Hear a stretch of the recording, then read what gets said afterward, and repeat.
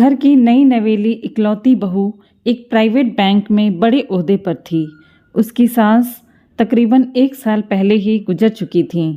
घर में बुजुर्ग ससुर और उसके पति के अलावा कोई और न था। पति का अपना कारोबार था। पिछले कुछ दिनों से बहू के साथ एक विचित्र बात होती। बहू जब जल्दी जल्दी घर का काम निपटाकर ऑफिस के लिए निकलती, ठीक उसी वक्त ससुर उसे आवाज़ देते और कहते, बहू मेरा चश्मा साफ करके मुझे देना। लगातार ऑफिस के लिए निकलते समय बहू के साथ यही होता। काम के दबाव और देर होने के कारण कभी कभी बहू मन ही मन झल्ला जाती, लेकिन फिर भी अपने ससुर को कुछ बोल नहीं पाती। जब बहू अपने ससुर के इस आदत से पूरी तरह ऊब गई तो उसने पूरे माजरे को अपने पति के साथ साझा किया। पति को भी अपने पिता के इस व्यवहार पर बड़ा ताज्जुब हुआ, लेकिन उसने अपने पिता से कुछ नहीं कहा। पति ने अपनी पत्नी को सलाह दी कि तुम सुबह उठने के साथ ही पिताजी का चश्मा साफ करके उनके कमरे में रख दिया करो, फिर ये झमेला समाप्त हो जाएगा। अगले दिन बहू ने ऐसा ही किया और अपने ससुर के चश्मे को सुबह ही अच्छी तरह साफ करके उनके कमरे में रख आई। लेकिन फिर भी उस दिन वही घटना पुनः हुई और ऑफिस के लिए निकलने से ठीक पहले ससुर ने अपनी बहू को बुलाकर उसे चश्मा साफ करने के लिए कहा। बहू गुस्से से लाल हो गई, लेकिन उसके पास कोई चारा नहीं था। बहू के लाख उपायों के बावजूद ससुर ने उसे सुबह ऑफिस जाते समय आवाज़ देना नहीं छोड़ा। धीरे धीरे समय बीतता गया और ऐसे ही कुछ वर्ष निकल गए। जब बहू पहले से कुछ बदल चुकी थी, धीरे धीरे उसने अपने ससुर की बातों को नज़रअंदाज करना शुरू कर दिया। और फिर ऐसा भी वक्त चला आया जब बहू अपने ससुर को बिल्कुल अनसुना करने लगी।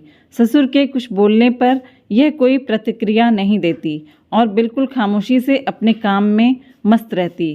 गुजरते वक्त के साथ ही एक दिन बेचारे बुजुर्ग ससुर भी गुजर गए। समय का पहिया कहाँ रुकने वाला था।